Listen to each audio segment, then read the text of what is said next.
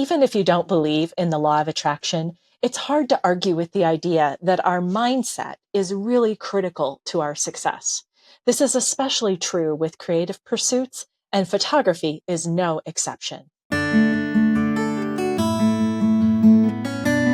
Welcome to Pixels, where we explore the heart and art of photography. I'm Beth Bilo, and thank you so much for joining me today. I'm pleased to welcome Mike Pach to the conversation. His decades of experience and adventures really shines through as he shares his thoughts on what it means to be creative, practicing mindfulness, the appeal and the sometimes challenges of astrophotography, and forming relationships with whatever we point our cameras at.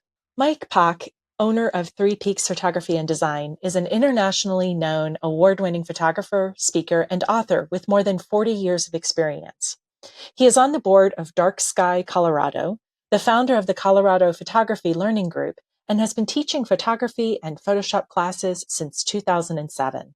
Mike is the author of Colorado Springs Then and Now, and he conducts night sky photography workshops. He is a former aerospace engineer with a Bachelor of Science degree from St. Louis University and an MBA from Maryville University. Mike is also an ambassador for Move Shoot Move, is a Nisi reseller, and has a retail website called Adventure Cam Photo. A very special thank you to my video editor extraordinaire, Alex Armitage, and Nick Stover of Nature Photography Classes and his Inspired Creator Grant, which is a supporter of this channel. If you have a creative idea that you'd like to get off the ground, then you can learn more or submit your own application at naturephotographyclasses.com/inspired-creator. Let us know in the comments what was most useful to you, what resonated with you, what your thoughts are on creativity, your photography experiences, whether you have more of an engineering brain or a creative brain, or how you've managed to marry the two. And if you also have an allergy to tripods. We appreciate your shares, your likes, and please do subscribe and click the notifications bell to make sure that you are notified of all upcoming episodes. Now, on to the conversation. Hi, Mike. Welcome to Pixels. I'm so glad that we've made a connection and that we're having this conversation. Yes. Thank you, Beth. Thank you for having me as your guest. Yeah, you're welcome. Well, I like to start out just by asking about what's making you smile today. What's making me smile? Well, being here today is making me smile. So, I have to butter up the host a little bit. I know. I feel like when I ask that question, like that's not really what I expect, but it's always nice to hear, right? Yeah, right. Yeah. It's always good to get a compliment. Last week, I connected with a couple people who have said that they are going to help me expand my career. And one was just a random phone call, somebody who is a big hitter in the photography world wants me to teach him astrophotography.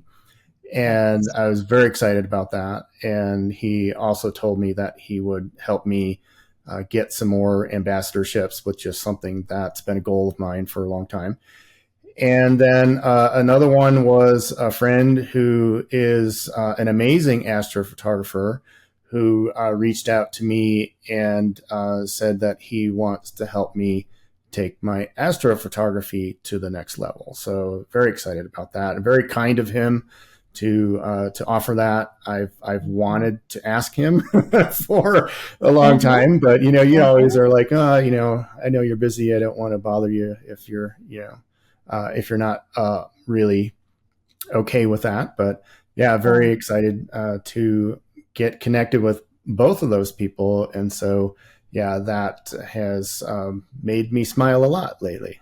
Yeah, excellent. Well, I love that you shared that because sometimes we can think of photography as being really competitive. Mm-hmm. People have turf, and Oh, yeah. whatnot. And what you've just shared is a moment of like collaboration and generosity. And it's just a reminder that there are people out there that genuinely want to support other photographers, want to help. It's encouraging to hear. Right. And that's a good message. And I'm not going to tell you that I've never been competitive with other photographers. I have, but Hmm. there are certain people that I respect tremendously. Hmm. And if I can connect with them, like you're connecting with people I'm sure you respect a lot on this Yeah. podcast. Hmm. And it means a lot when you can get that not only connection, but if there's some way to collaborate, then that's really great. You have a background as an aerospace engineer. Am I I? do. I Yes. tell And so people I'm a recovering engineer. a So I'm recovering using engineer. my brain differently these days. But the Yeah. biggest thing that engineering did for me was give me very strong problem solving skills. And that's something that Mm, you really need with photography, especially if you're doing night photography, because if you think something's hard during the day, it's 10 yeah. times harder at night when you can't see anything and Yeah. you're in a dark place. So yeah, that's one of my jokes that I say I'm a recovering engineer. That there are people who stereotype engineers as being super ultra nerdy, and that never was me. Maybe a little bit nerdy, but Yeah. Well, it seems like I've spoken to several people who have engineering in their background now, Mhm. and yeah, not nerdy at all, but but utilizing it for their, yeah, like you said, problem solving skills, Mhm. and it just brings. I know, I guess it's been disproven, or it's people have softened on this idea that we have, left brain, right brain kind of Yeah, division, right? We know that it right. all works together, and yet there's still do seem to be people Yeah, that are more mechanically inclined versus artistically inclined, or that right. sort of thing. So it sounds like, maybe you found a way to use your whole brain, so to speak. I was told many years ago that I was an enigma because I had very strong left brain and very strong right brain characteristics. Hmm. So I feel like I'm using my right brain more often lately, and recently I realized how much of a creative person I am as opposed to an analytical person. Hmm. Whereas, when I was going to engineering school and all that, I thought differently, that I was always good with school and math and all that stuff. And I thought of myself more as an analytical person. But in recent years, the more that I have learned about creativity, the more that I Hmm. see that I'm actually a creative person. And I like that. Yeah. And I just got a chill thinking about that, because, and I'm so glad we're talking about this, because one of the things that I think is sad in life is the number of people who say I'm not creative. Right. And so they don't even try, or they'll try Mhm. something and say I'm really bad at it. I enjoy it, but I'm bad at it. Or Right. there's just this story, and we don't appreciate that creativity. It's not just, do I make art or do I make beauty. It's problem solving. It's Exactly. thinking in different ways and trying to make new connections. Right. I've given lectures on creativity, and it's a subject I really enjoy, and I really enjoy learning about it. Hmm. And everybody's creative. That's how Yep. I've started my lectures, by asking who thinks they're not creative, and you'd see a lot of hands go up. Hmm. And some of them were people who considered themselves photographers, and they said they weren't creative. And I'd say all of you are creative. Everybody's creative. How did you manage to get through your day? What did you do Exactly. to get your kids off to school today? That's all creative stuff. It might not be, like you said, making art, making photographs, making paintings. That's not the only way that we're creative. And Yeah. it's a subject that I find very fascinating, and it's really fun to talk to people who are creative and see what their thought processes are when they are actually being creative. Just like everything else, if you want to be good at it, you've got to practice. So Yes. if you want to be creative, then take time to work on that. And for some of us, like for me, I like playing around in Photoshop. So if I want to be, extra creative, then I will try different things. I'm always asking, and that's part of my engineering background, is I'm always asking, what if, Mm-hmm. or why? And I say, whoa, what if I did this? And, that's one of the great things about digital photography and digital cameras. And I tell my students this, that the biggest way to learn is to make mistakes and ask what if. The more mistakes you make, the more you're going to learn. And if the photo doesn't come out, hopefully you learn something from the data that's embedded in the file, and then you can just throw it away. Yeah. And I still see people who are hung up on making mistakes because they want to ask you what your settings were. Oh, what were your settings when you Mm-hmm. took this photo? I can tell you, but you may not get the same results, or I may have done Exactly. something in post that you don't know about. So I much would rather see people figure those things out on their own. And then once you do that, then that sticks in your brain and you remember Yeah. that. Well, your point about practice, I think, is Hmm. really important because I think one of the other reasons people think I'm not creative is because they can't instantly do what somebody has probably Right. spent years practicing, Hmm. or they can't do it fast enough. And I know that for myself that, whenever I've tried something new, I'm really bad at it for a while. And I think especially Yeah.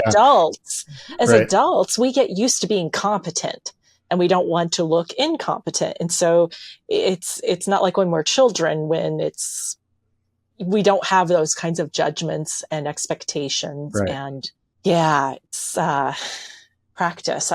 We could do a whole conversation about that, Oh, but we could. Yeah. I'm being reminded of one of my favorite videos on creativity. It's from John Cleese of Monty Python. mm-hmm, You can look it up. You can just go on YouTube and look up John Cleese creativity. And many years ago, he gave this speech in front of a large audience about creativity. And it's mm-hmm, the best 35 minutes you'll ever mm, watch if you want to learn about creativity. And one of the things he talks about is setting aside time and a space to practice. And he also says that you should allow yourself at least 90 minutes is what he recommends when you're practicing. He said, because the first 30 minutes, you're going to be thinking, oh, I forgot to call so and so, or I need to do this. And then you're writing those things down, and then you settle yeah, into what it is you want to concentrate on. yeah, yeah. You have to give yourself enough space, Yeah, um, exactly. time, bandwidth, emotional energy, all of the stuff. And Hmm. we often don't do that. And we sometimes have an all or nothing attitude too. Right, If I can't have an entire day dedicated to it, it's not worth it. And right. And I think it's also important to look for other things to inspire your creativity. So if you're trying to be creative in photography, maybe your inspiration comes from music, or maybe yes. it comes from watching a movie. Or I have friends who run a group here for filmmakers, and Mm-hmm. I like going to their monthly meetings, which they call Show Us Your Shorts. And the filmmakers bring in their short films, and it's just so fun to see these short movies. And they even have a festival based on short films. Mm-hmm. And I am constantly getting inspired, and one of these days I'm going to make a film. One of Yes, I these was going to days, say, why not?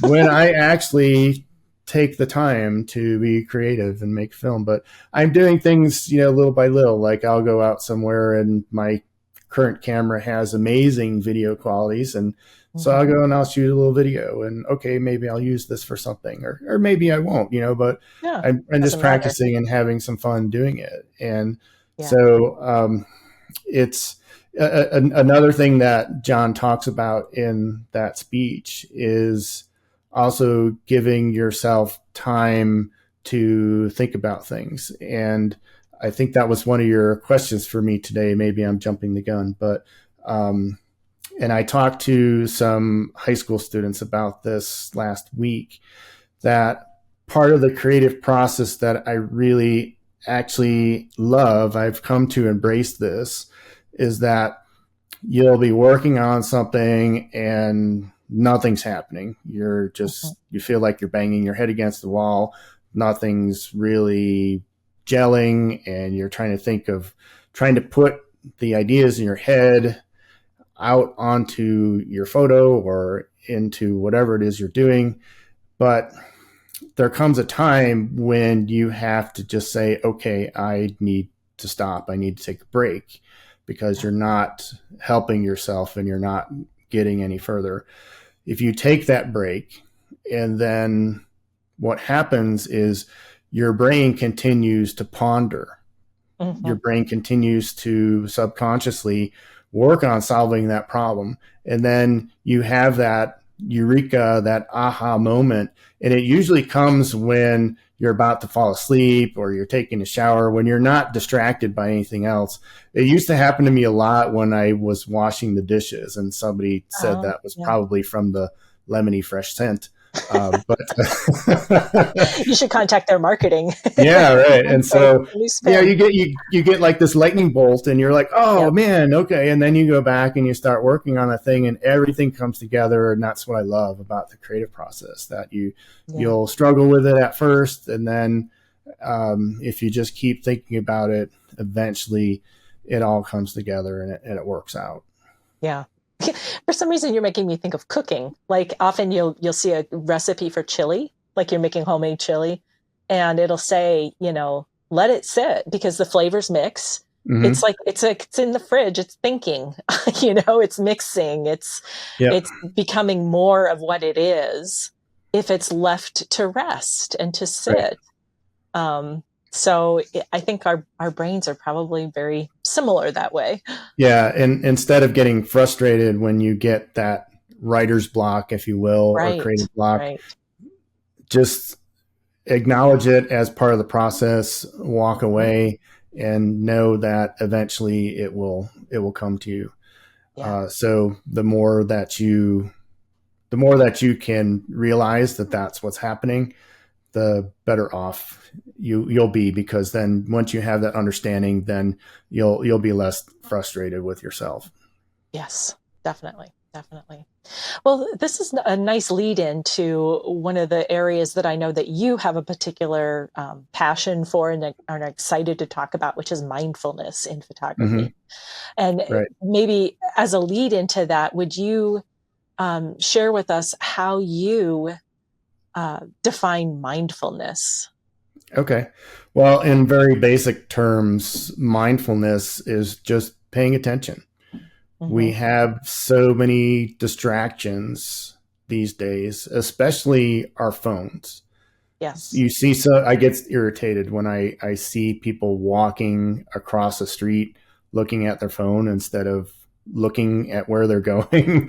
And Hmm. that's what we would call being mindless, right? So you're Hmm. being mindless if you're not paying attention to what you're doing. So with photography, I feel it's kind of a no-brainer that whenever I go out in nature to do nature photography, even if I'm photographing an event, I kind of get in that zone. And Hmm. once I'm there, it's kind of hard to get out of it. But Yeah. when you're paying attention to things that are going on, not just with your eyes, but witnessing everything completely, the sounds Mhm. and the smells, then you will witness things that you generally would miss because of the distractions. So if Yeah. you're walking across the street looking at your phone, you might not see that bus that's coming, right? Right. So, Oh but gosh. yeah, but I mean, that's an extreme Yes, example. it's But true. It's when I true. go out to some of my favorite places for birding and other nature stuff, it's great to just completely immerse yourself in wherever you are, Hmm. and then let things come to you. And like one example, I was out at one of my favorite places, and I was being mindless because I was checking my emails on my phone. But I heard something pretty close to me off to my left, and I put my phone away and I looked over, and it was two baby fawn, and Hmm. they were very close to me, and they were just wanting to see what I was doing. And They so, were curious. They were being had I mindful. not heard that, had I not paid Yeah. attention to that, then I would have missed that opportunity. And Yeah. practicing mindfulness not only improves the quality of your photographs, but it also improves the quality of your experiences. And that's something that I try to instill in my workshop students, especially my night sky workshop students, that I encourage them to spend some time away from their cameras. And I tell them, and this sounds funny coming from a photographer, that your experience is much more important than the photos that you're capturing. The photos Yes. are just icing on the cake. And what happens if there's a lot of stuff that can go wrong with night sky photography. What if you go home and you find out that your focus wasn't right and you didn't get any good photos? Are you going to be really angry? And is that going to ruin your entire experience? Or are you going to, still remember that experience fondly and just say, oh, well, Yeah. it's a learning experience and I know this is difficult, and that just gives me another reason to go back out again Yeah. and try to do better.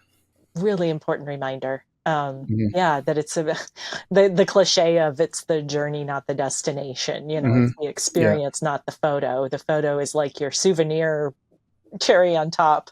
Right. Yeah. Um, That's your reminder. hmm Um, I'm a big fan of Wayne Dyer, and I don't know hmm if you know any of his hmm books and things. I've read a lot of Yeah, his they books, do. and he has a quote about photography, and he says that photography is a transfer of energy. So Mm, when you look at photos of places that you love or people that you love, you're feeling that energy that comes from capturing that moment. And so that's what the photographs are when you're having an experience. But the most important thing is having that experience. And when I go out somewhere, like maybe I go to one of my favorite places, then that becomes my happy place until hmm I have my next adventure. So Yeah. if I need um, a break where I just want to think about, something that will make me smile, hmm then I think of that place that I've been to and that experience that I had, and that makes me feel better. As you're talking about mindfulness and especially like the benefits of practicing mindfulness, I also think of flow and that concept of being like fully present in a state Mm-hmm. of maybe ease Mm-hmm. with what Yeah, you're doing. going with the Do you, flow. yeah, do you Yeah, see a connection between those two things? I do. One of the things that I see a lot, especially with the night photography, is that people get so hung up on the weather apps. Mm, mhm. And one of the things about mindfulness is that you're supposed to be in a state where you don't particularly care about the outcome. Of Yeah, course, you want a good outcome, but if things sure. don't turn out the way you want them to, then especially when it's something you don't have control over, how are you going to respond to that? Right. And so I see this all the time with people with the weather apps. And I literally had someone once who was coming on one of my workshops email me 10 days before the workshop and say, the 10-day forecast says we're going to have like 75% cloud cover. And that's being mindless, right? hmm You don't know 10 days from now what the cloud cover is going to be. That app may tell you something, but especially around here, the weather changes so quickly. And hmm I have seen things change so fast. It's amazing. It's that kind of mindset that really can keep you from doing the things that you really should be doing. I tell people that, you talk about forecasts and a 50% chance of rain, 75% chance of cloud cover or whatever. I say, well, you have a 100% chance of not getting any photos if you stay at home and sit Exactly. on your couch, right? So Exactly. just get out, Exactly. enjoy the experience. If you don't get any good photos, then try again. At least you had Yeah. good experience. Yep. Yep. I want to pull up your some images so we can be Sure. taking a look Okay. at some of that. But before we do that, I just wanted to share. You're reminding me of a gift that a friend gave us a few months ago, my husband and I were going to be having dinner at a friend's house, and the plan was to eat outside. They told us this once we arrived and the weather was beautiful, that it was a 20% chance of rain. And Kay, the wife, said, well, let's live in the 80%. And I was like, oh my gosh, I love that. Live in the Yeah, 80%, and so right. many of us live in the 20% Yeah. or in the 5%, Yeah, exactly. and We tend to be conditioned towards the negative. yeah, yeah. Well, let's take a look at some images. I know this is from your Same Tree, Different Day Yes, project. So could you tell us a little bit about this and about the project and what you learned from it? sure.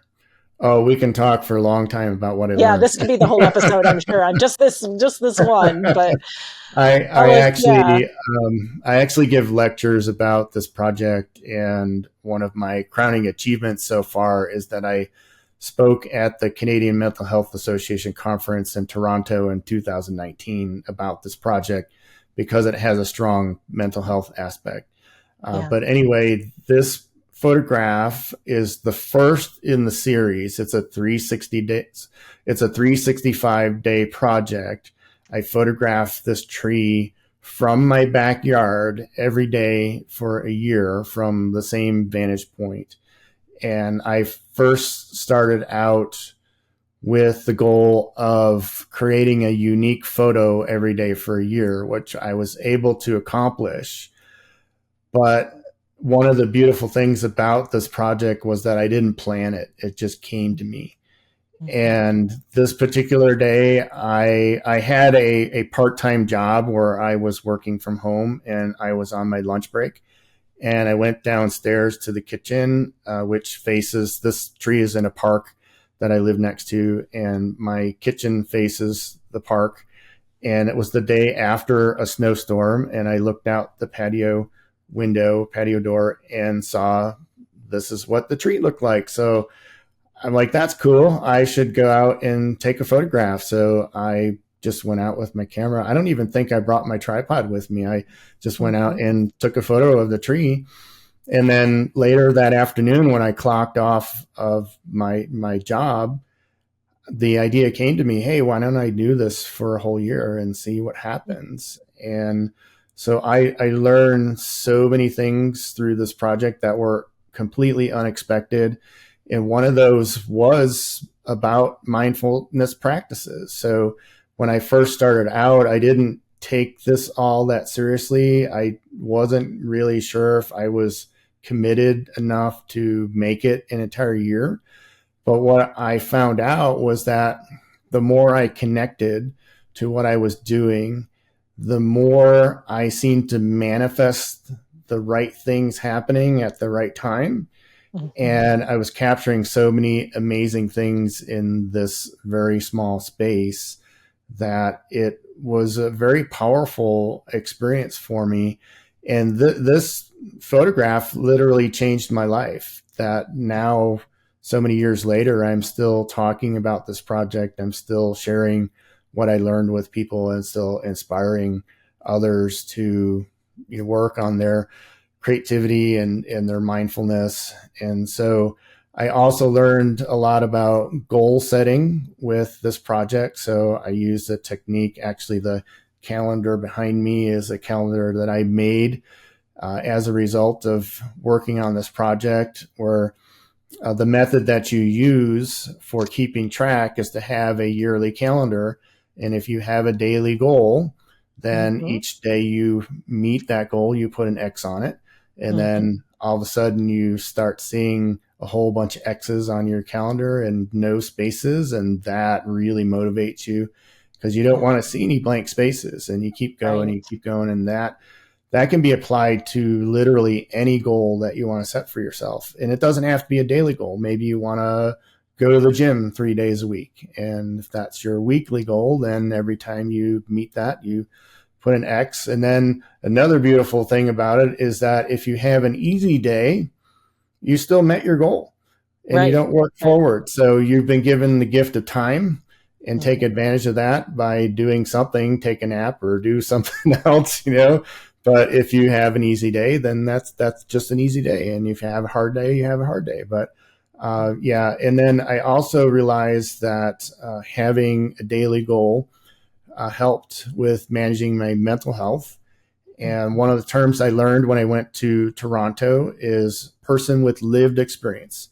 And Mm. so I tell people that I am a person with lived experience, that I have dealt with anxiety and depression since high school, and working on this project and even speaking about it helps me with my mental health. That there were times during this year that I felt so bad that the only thing that I could do or wanted to do was photograph my tree. And Yeah. so that kept me going. And, you know, the thought of missing a day or not completing the project really helped me through a dark period.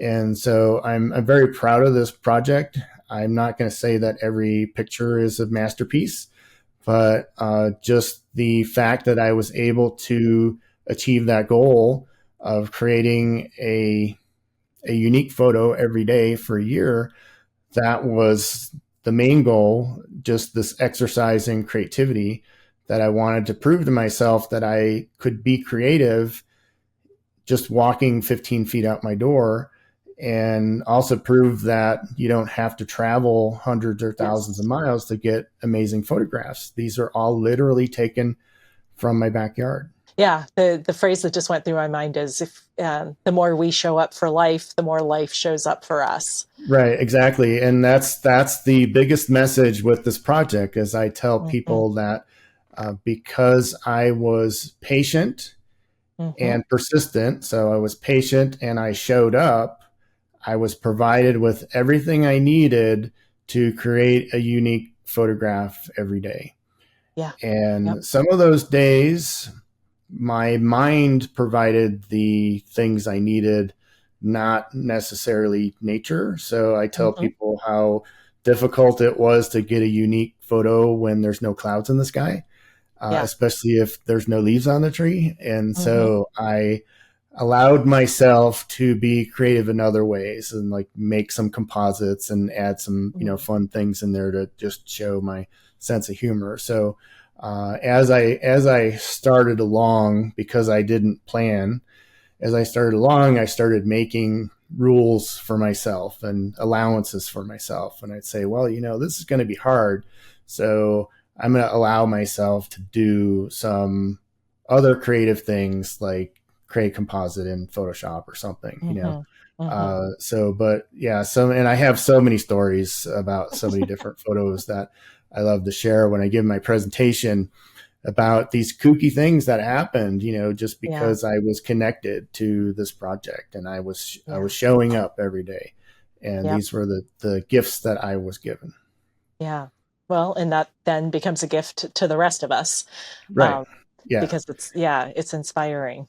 Let's take a look at this, and I think I Okay. understand from our initial conversation that this is one of your entrees to your astrophotography. Yes, I kind of like that word, entree.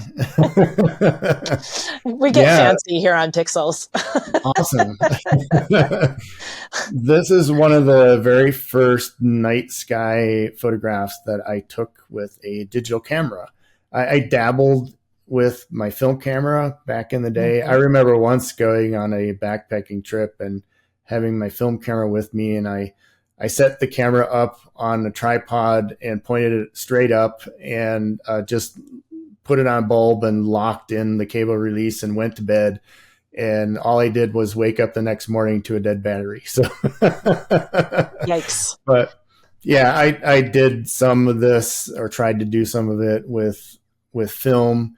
And this particular day, I was on a trip up to the mountains and was camping, and happened to find this really cool spot next to this little pond, Mhm. and just experimented away. And now I know it's pretty decent photograph, but now I know more about how to do things like Mhm. calculate equivalent exposure. So I don't have to wait. This is a 14-minute exposure.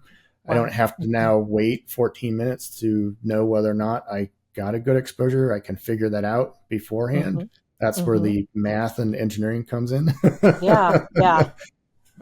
So yeah, it was a great night. I got some great shots, both daytime and nighttime, and actually ran into a good photographer friend of mine out there, uh, completely by surprise. And Mhm.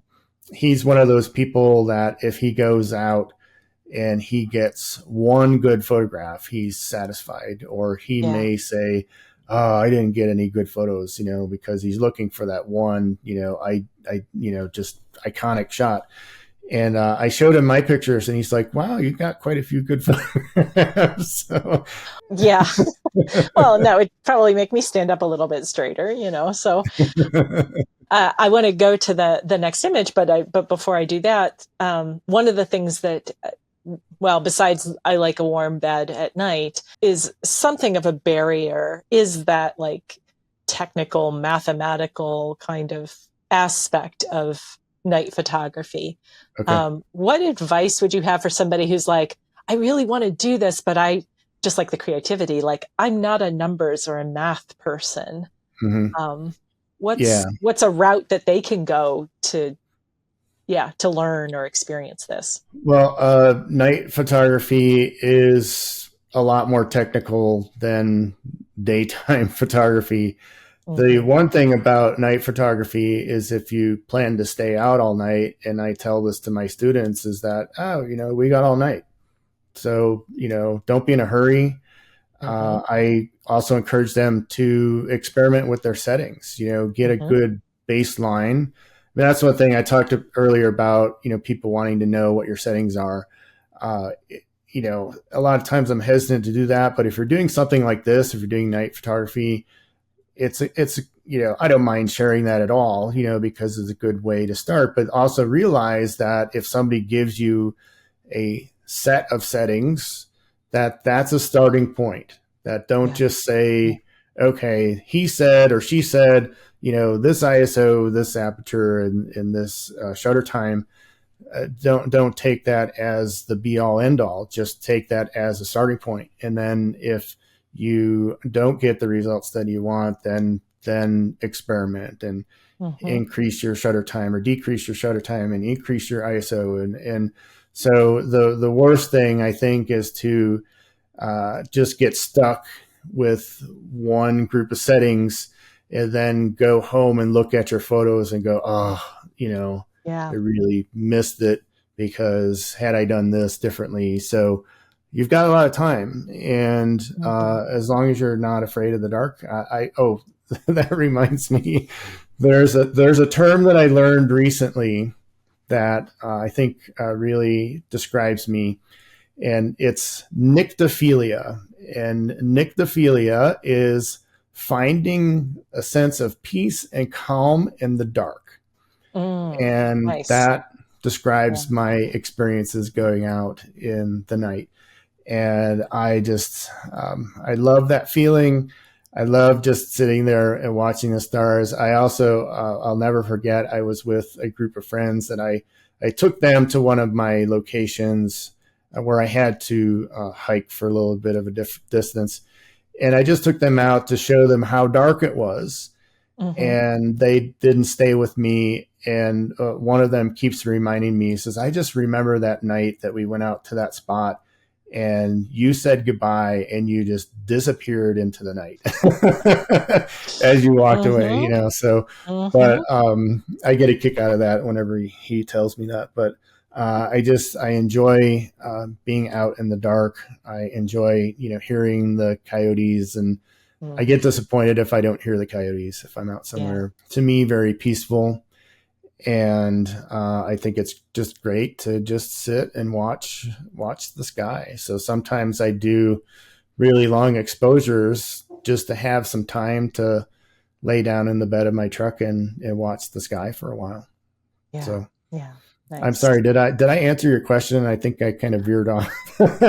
Well, well, I think part of what I heard that might encourage somebody that is thinking, oh, it's too technical Oh, the or technical. it's too much math, just that number one, take a workshop, you Mhm. know, take Yeah. a workshop with someone like yourself, other astrophotographers who are, excellent teachers, have a passion for it, have Mhm. patience, and want an enthusiasm to share all of that. So, to seek out that kind of mentorship.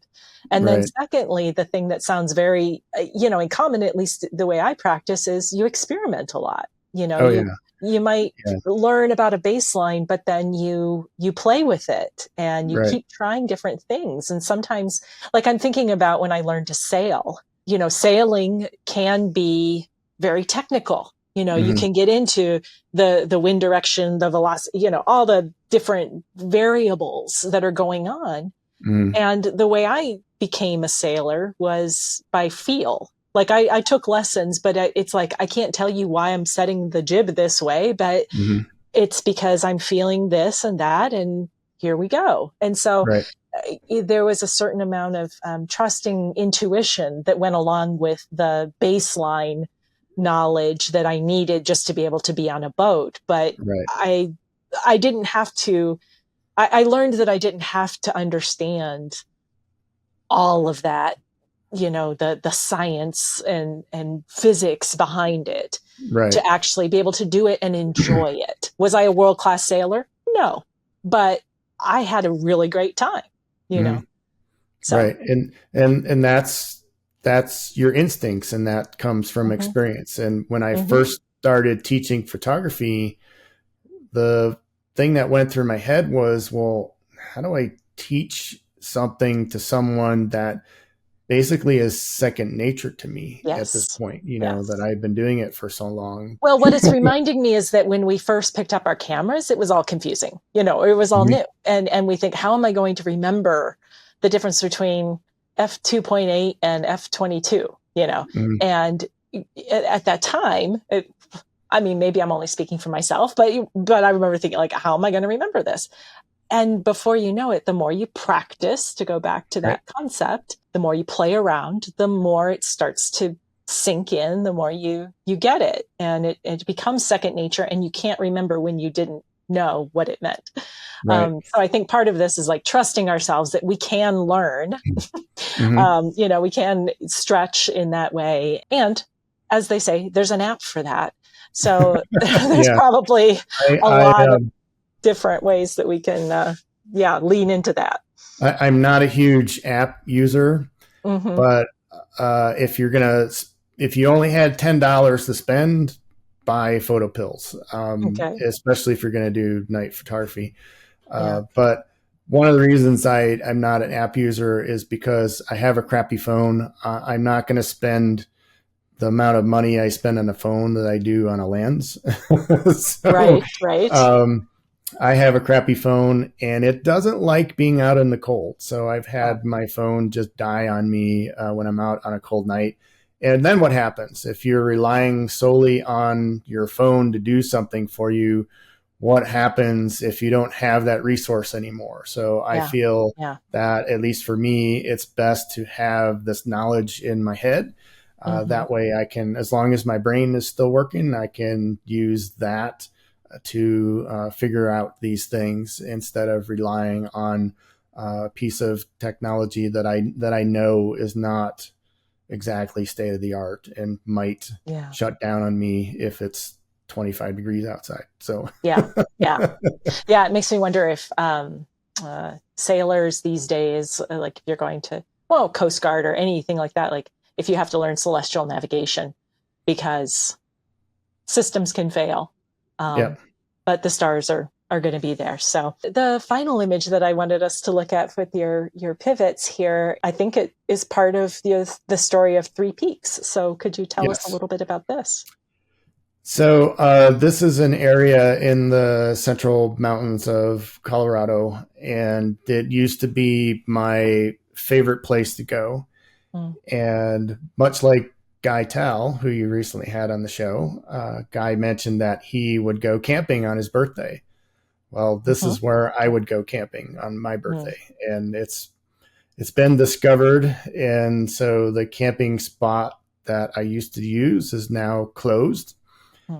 And that's one of the sad things that's happened as a result of COVID and people flocking to the outdoors, that Yeah. people aren't treating the outdoors like they should Yeah. and abusing it. And the response from the land managers a lot of times is to shut down things. And that's really sad. I went to one of my favorite places this fall for fall colors and found out that multiple places were closed.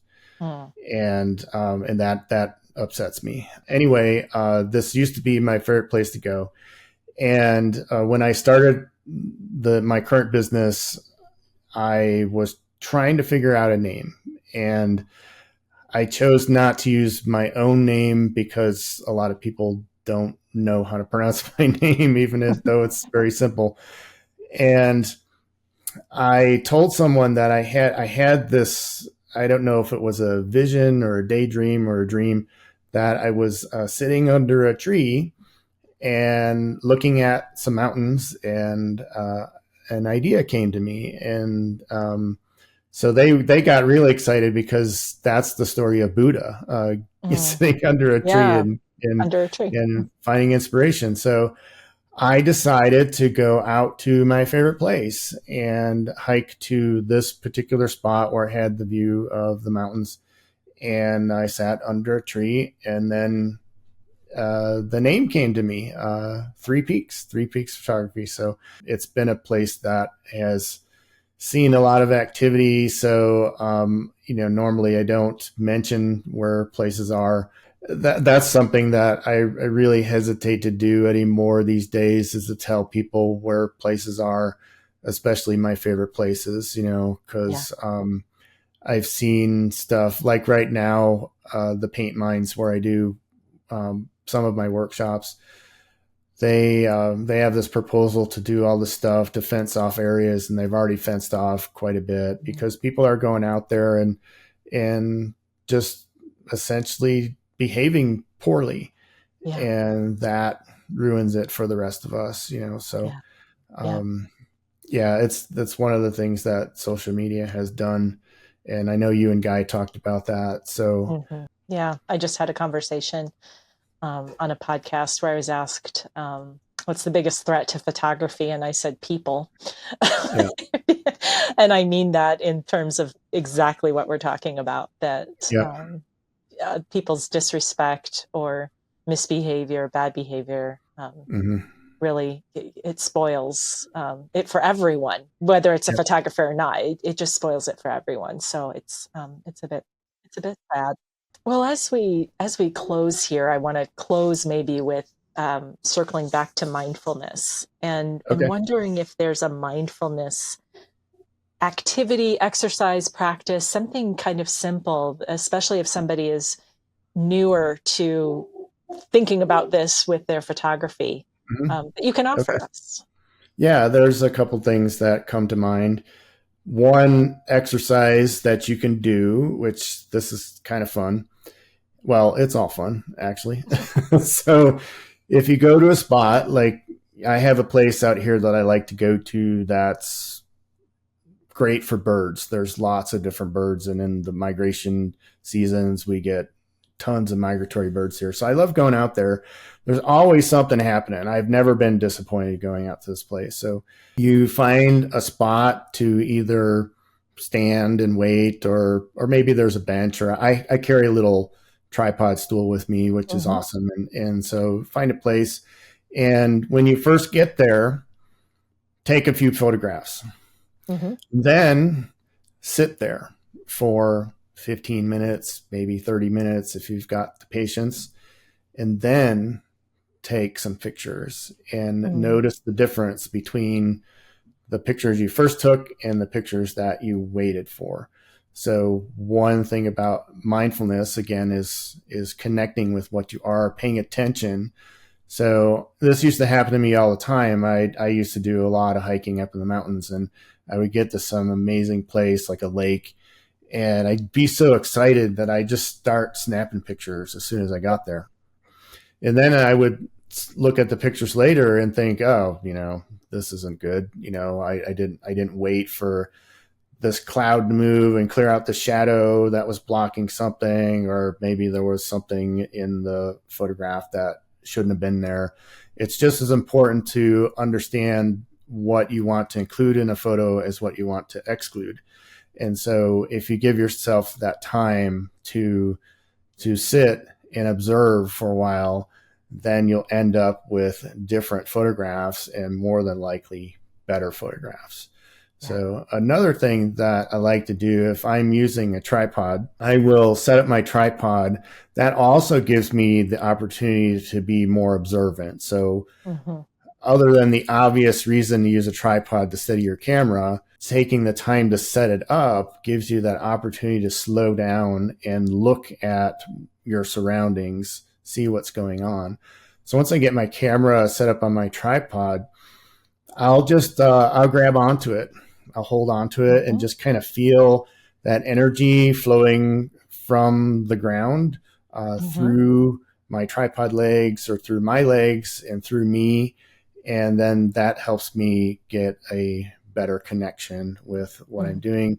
Another thing to do is to just sit and not only use your vision, but use your other senses and things that you're smelling, things that you're hearing.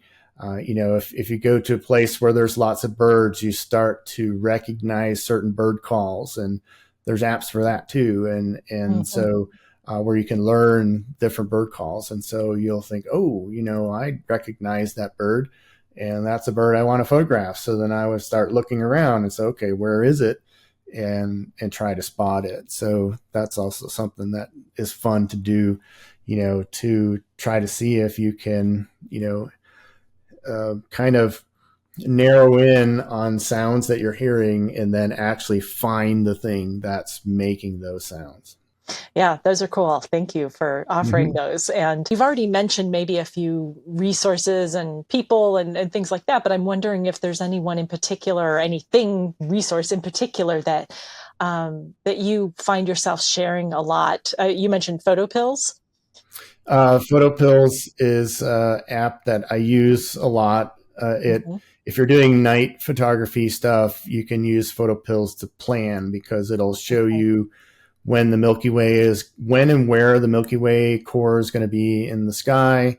It also can show you moon phases, and then moon rise and moon set time, sunset and sunrise time. So it's very, very useful for planning. And I'm about to do this, set up my schedule for next year's workshop. So I will first find the new moon dates on the calendar. You can actually, if you use Google Calendar, you can turn that on as a function on Google Calendar to show the moon phases. So I'll look for the new moon dates for the months of the Milky Way season. Then I'll go into Photo Pills and pull up those dates and look for the times of when and where the core is going to be visible. Then I tabulate that, and then I look at those dates and then make my schedule for my workshops. So it's a very, very useful tool, and it's well worth the $10 that you have to pay for it. What was the resources or people? Oh, I was going to say, yeah. Is there anything else that you find indispensable that folks could benefit from knowing about? How about gear? How about gear? The G word. Yeah. Okay. If Well, there's a piece of gear, we'll learn. one thing that I highly recommend if you're going to do any night photography is to get yourself a good tripod. And I have seen lots of people come on my workshops with the little basic tripod, the aluminum one with the tilt pan head. And those might work in a pinch, but they're just not stable enough to use for really long exposures. And you're doing yourself a disservice if you have something like that. And I've also found recently, because again, we're always experimenting, and I'm always trying to improve my night photography. There's so many things that can affect the quality of your images. that one of the things I learned is weighing down my tripod when Mm-hmm. I'm using a tracker, doing really long exposures, or even doing shorter exposures. So you can do that a couple ways. If your tripod has a hook, you can use some bungee cords and hook it to your bag, or a gallon of water or something like that, a cinder block or some rocks. Or there's also a thing called a stone bag, and it's Mm-hmm. just a little sling that you can put between the legs of the tripod, and then you can set rocks on it or Mm-hmm. something heavy to keep the tripod stable. So Yeah. yeah, that's a really big key thing to getting good night photography images, making Mm-hmm. sure that you have a quality stable tripod. So I'm I'm laughing because it's like I'm addicted to a cozy bed at night, and I'm Mm-hmm. allergic to tripods. You're allergic to So tripods. Okay. I'm All right. allergic to Well, tripods. And I know, I feel like so many guests have mentioned a tripod for one reason or another. I'm like, it's a uh, conspiracy to like get me to use a tripod. I just want to toss it. So I know that three folks can find you at Three Peaks, and we'll include that web address yeah, in the show description. threepeaksphoto.com. And any place And else that is like a main hangout for you. yeah, so I use uh, Facebook more than I use Instagram, but if I post a photo to my Three Peaks photo Facebook page, I usually always share it on Instagram. But my Instagram handle is at Michael J. Pach. So that was before I decided that I needed a business Mm, Instagram account. yeah. And then my YouTube channel. I have Yes. lots of good stuff on my YouTube channel, and I have quite a few videos on night photography as well as using the Move Shoot Move trackers. Mm-hmm. And those are a lot of fun too. But that's another piece of advice I can give for someone who's doing astrophotography is that learn the basics first. I think a lot of people start running before they can walk, Yeah. and you see people, oh, I did, a stack of 300 images and, this and that, and tracked and stacked and all the stuff, and do, work on doing the single images first Right. and get those methods down. Cause then I think that tracking is the next level up from that.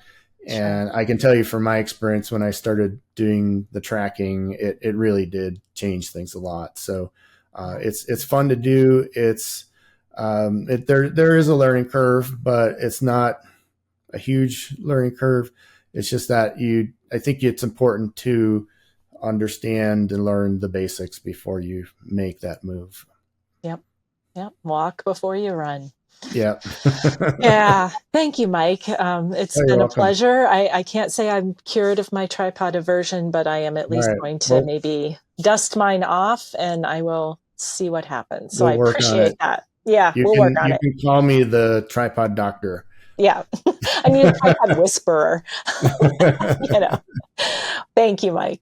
You're welcome. It's been a pleasure. I hope you enjoyed the conversation. Let us know in the comments what was most useful or meaningful to you, and be sure to subscribe so that you're notified of future episodes. This channel is made possible in part by Nature Photography classes and their Inspired Creator Grant. You can learn more or submit your own application at naturephotographyclasses.com/inspiredcreator. Thank you again so much for joining us, and we look forward to seeing you next time.